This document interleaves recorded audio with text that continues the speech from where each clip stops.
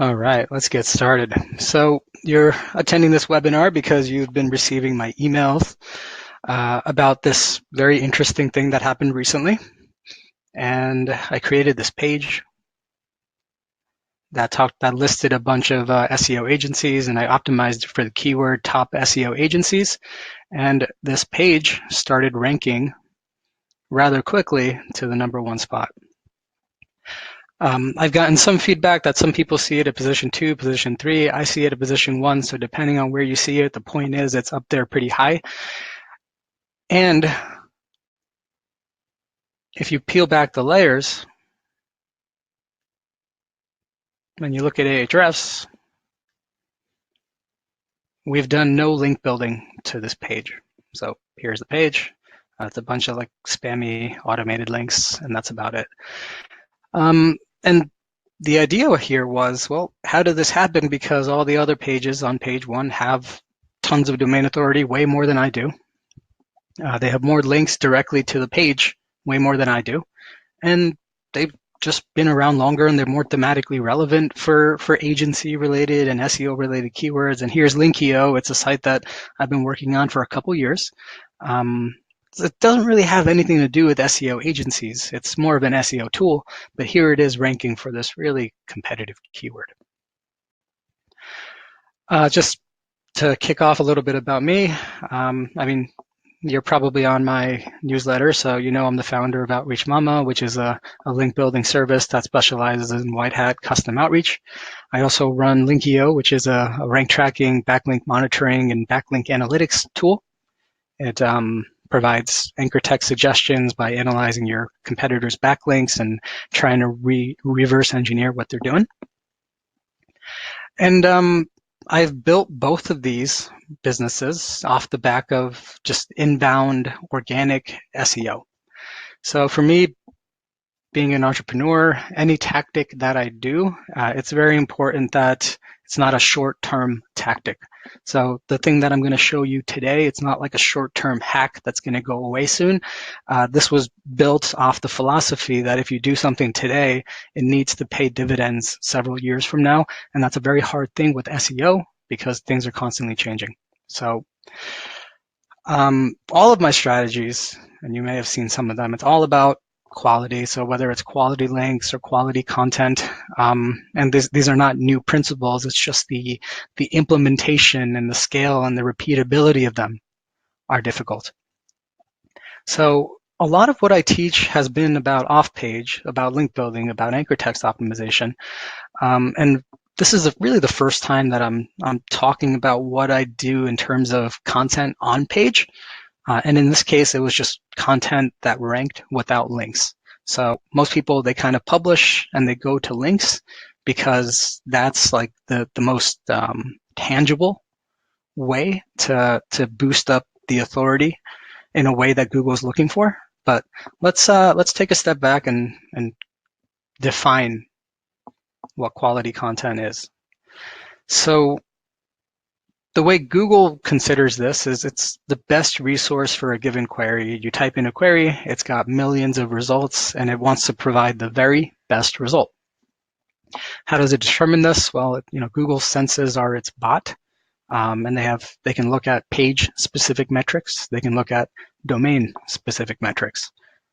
For the page, it's how relevant they find the content to be. The standard H1s, H2s, keyword density, all that stuff. They look at the quality and how Panda goes about it. But they can take a step further after that initial optimization step. Like this is where a lot of SEOs kind of stop, and then they skip over the user engagement and they go right to the links, because user engagement is traffic sources, multiple traffic sources. It's bounce rate, it's dwell time, it's social shares. It's all those things that are really hard to optimize for because it depends completely on other people. So we skip that part and we go right to the link building. So we get this optimized content, we go to link building, and then if we have a high domain authority, it makes our job easier. If we're topically relevant already for the keyword we're targeting, it makes our job easier. But what about specifically user engagement? Because that's where this strategy that I was able to rank, those are the factors where this page one ranking actually happened. So let's take a step back and talk about this top SEO agencies page and why I created it in the first place. So if we just go back to this page, I published it on Linkio, which is an SEO tool. And for one of my marketing strategies, I said, you know what, I'm going to create a awards program for agencies. And I'm going to do this to provide value to one of my target customers. And I'll give them a reason to like have me engage with them. Because if I'm recognizing them as someone that's excellent, they'll visit my site, and then eventually they might check out my brand and check out my tool and go from there. So that's what I did back in 2018 or late 2017. I created a list of 500 agencies. I sorted them by domain authority, and I put them here, published it, and over the course of a year and a half, this page basically just lived on page 4, page 10. I got distracted. I didn't do much with it, so it just kind of sat there. It was just sitting there. And fast forward about 4 months ago, I decided to revisit this Link 500 page, and I ended up wanting to update this list with agencies under consideration for 2020. And the strategy that I'm going to start talking about now and how I did it, I want to first show you the kind of traffic results of it. So when I started doing the strategy and a few months passed, you can see that traffic started to pick up on the site. Now this is not organic traffic. This is different types of traffic. So this was for the year and a half or so where I did nothing with it. And then back in June, I started refocusing on it, and my strategy started driving more traffic to the site, to the page specifically. And then if you look on the bottom chart, you see the organic traffic in orange started picking up towards the last 2 months as well. So Google started seeing this type of traffic coming in, and then it started giving us some organic rankings boosts because of those signals. So when I asked my list about this, we got a lot of different responses: domain authority, thematic relevance, and even as we let me look at this poll here. Even as I look at this poll, we've got domain authority with 40% of the vote, long form content with 25%, user engagement signals only 13%. So user engagement is actually a very, very underutilized strategy because it's really hard to optimize for it. But I was able to find a way to just kind of automate this in a non-black hat way. So that's what I'm going to show you and figure out and show you how you can potentially apply it yourself. So when I decided to refocus on this, I collected a list of agencies. I scraped a large site. I had a VA just kind of find like the catch-all email address for each one, and I emailed them this template. I said, we're updating our top agency list for 2020. If you want to be considered, simply fill out this form, and we'll add you to the list. And in a few months, we'll update our Link 500, and you may be a part of it. Okay, so when the user clicked this URL, it would go to this page, top SEO agencies, but there was an extension in the URL where they would click and they'd see a pop-up form. They'd see this form here, and they could add their name, their email, their website name, their logo.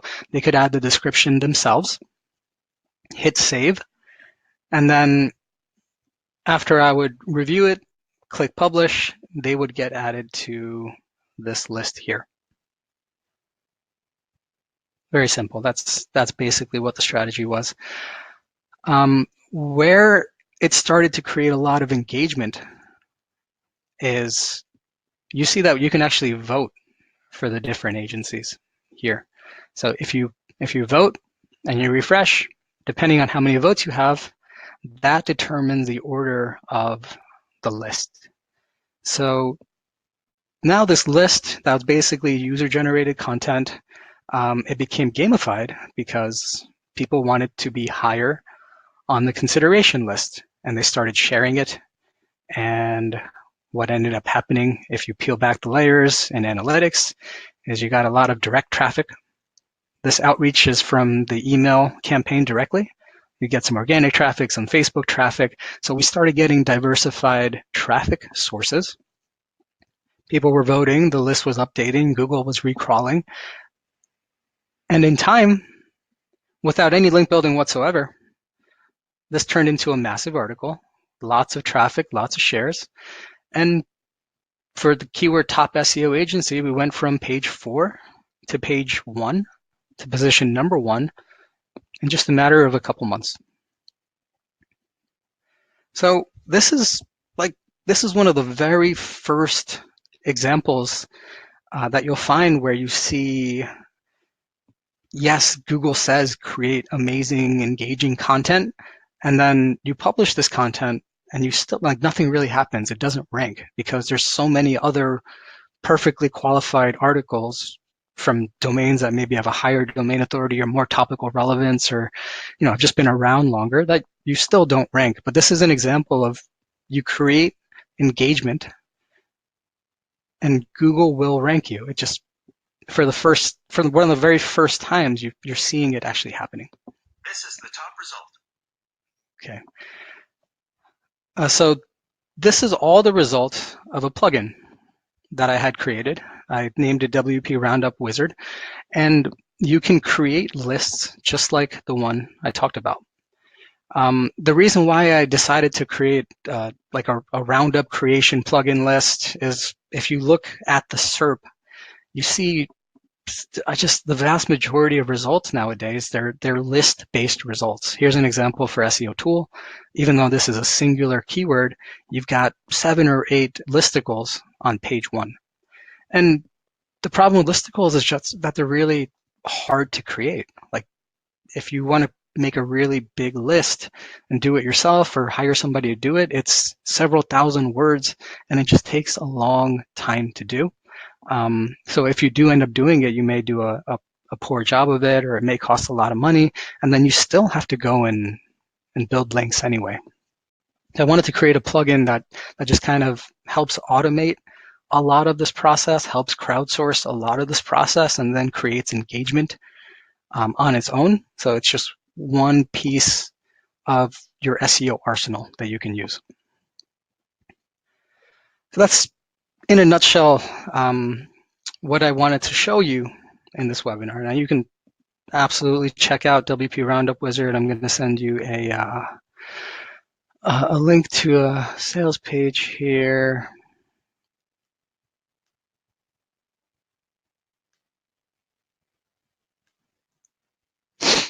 What you're going to see in the sales page is a little rundown of the value proposition for the plugin, as well as a few package options. You buy it once, it's yours forever.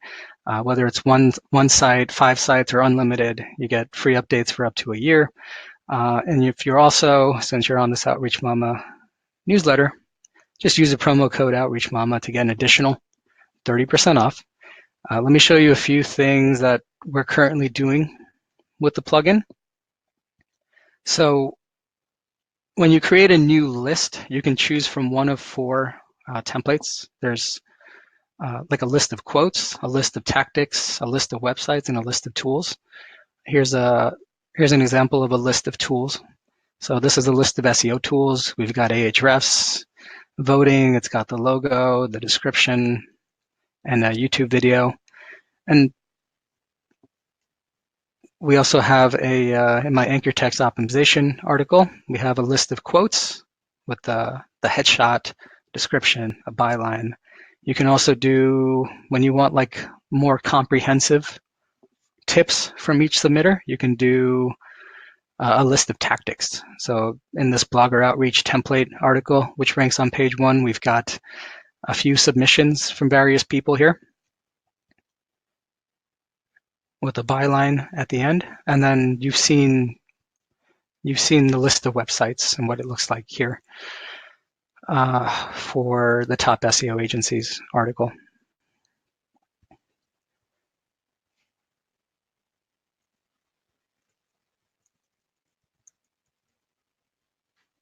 So here's the back end. What I really like about this tool is that it's just been saving my team a ton of time when it comes to crowdsourcing content. And you can use it in various ways. One of the ways that I think it would be interesting for you guys is, depending on what type of business you have, you think about what kind of listicle would drive you one of two things. It's either relevant traffic, like a listicle of people who are searching for your commercial keywords, or use a strategy that I used where it's a listicle that'll provide value to your prospective clients. So that it's the best way to get your foot in the door is to do a cold email, but the cold email provides some kind of value. So usually people cold email and they're asking for something. You're cold emailing, you're providing value, you're getting them onto a list, you're getting them to engage, giving them a reason to respond. And then it's a warm open from there, and you can go about the next steps as you like. So check it out. Check out the sales page, special.linkio.com/buy. Use the promo code OutreachMama if you want to check it out. I've got the promo code active for the next 24 hours or so. This is the very first time I'm making this plugin available for sale. We've just been using it internally and having a lot of success with it. So if you're interested, you want to check it out, feel free to. And that's basically my presentation. So let me look back into the webinar, see if there's any questions.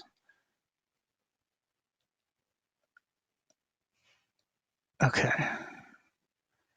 All right. So looks like we're having some audio problems, unfortunately.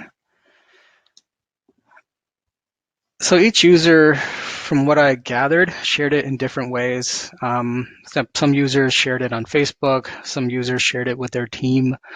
Some users emailed it to their friends. So the basic idea was, hey, I'm on this list. Can you upvote me? And they shared the link, and that's how people just kind of clicked directly onto the article and upvoted it. Matthew says the poll is meaningless. Their opinions of people who want to learn SEO. Okay, yeah. So Matthew he's all about user engagement, and that's absolutely correct. Lilia says, will the buy now button get activated after the webinar? It doesn't seem to be working. I think there's a small delay. Just wait for the pop-up in the buy now button, and it should come up. To me, it looks something like this. Let me share my screen again. Yep, I will make a replay available for sure.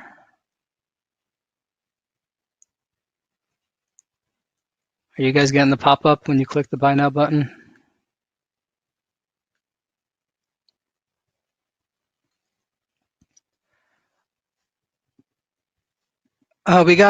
We're just looking at the analytics, and we see some email traffic that wasn't marked as outbound. For the links in our cold emails, we tag them with specific UTM parameters, but we also got different types of email clicks. So we were assuming that those were from email shares.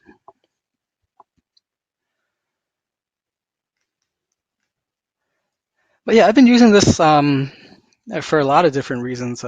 One of the main kind of like down the rabbit hole strategies I've been using is I I set the form so that it publishes all new submissions as no follow by default. Like when you create a template here, you can allow users to be auto-published. You can allow users to be added to like a submission queue, and then you can make each of the links do follow or no follow by default. And then afterwards, if you wanted to follow up with some kind of offer to make it a do follow, that's another interesting way. Doug says, is there a way to scale this with a site that has 20K pages? That means 20,000 listicles, which I'd start this with one or a handful and kind of see it from there. I'm a big systems guy, so if it works once, it could work a dozen times, but you just have to build the system and have a team. And the way I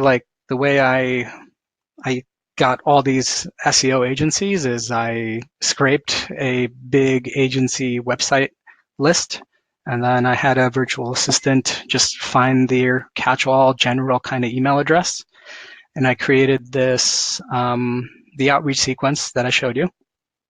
And I dripped out 5 or 10 new emails a day. So then each day we got a handful of new submissions, handful of new clicks, and then day after day it just started kind of compounding. And that was a strategy there. So this is a relatively new strategy. This is the first time I've kind of done it at this scale. So I'm 1 for 1. We're starting a few more, but it's going to be interesting to see how different users apply the strategy as well.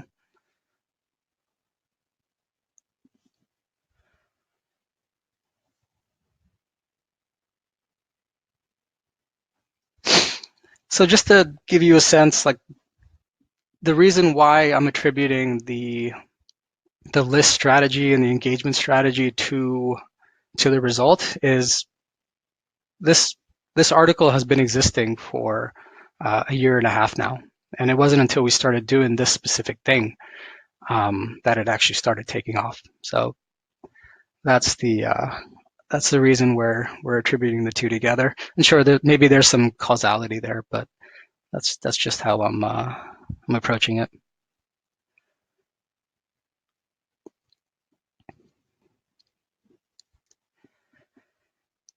Yeah, it's something to test. I haven't tested it yet. Special.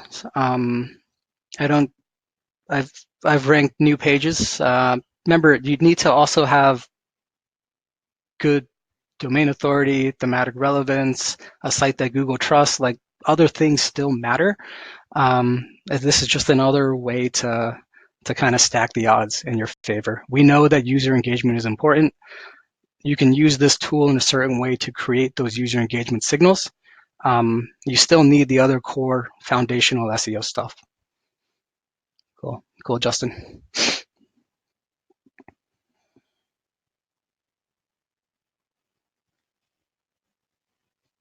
yeah, I'm planning on running a few more experiments. I launched a similar page for link building services on Linkio, so I'm going to test it on that one too.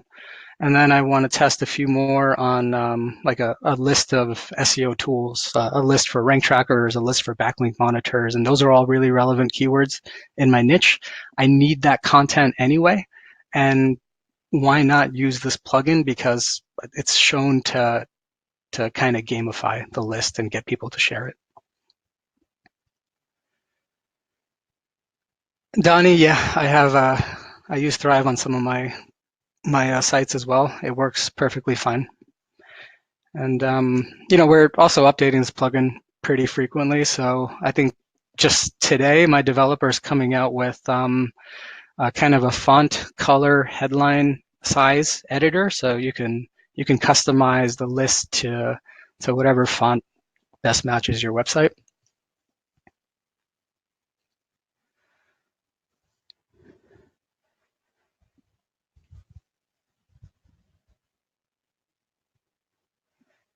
Cool, guys. Any other questions in the meantime? I'm always available via email, aj@linkio.com, aj@outreachmama.com. feel free to answer some questions.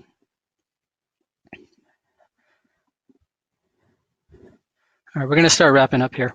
So yeah, thanks a lot for attending. I really appreciate it. I'm going to make this replay available very shortly, and I'll email it out to everybody. So I appreciate everyone coming. Thank you for the questions. Have a great day.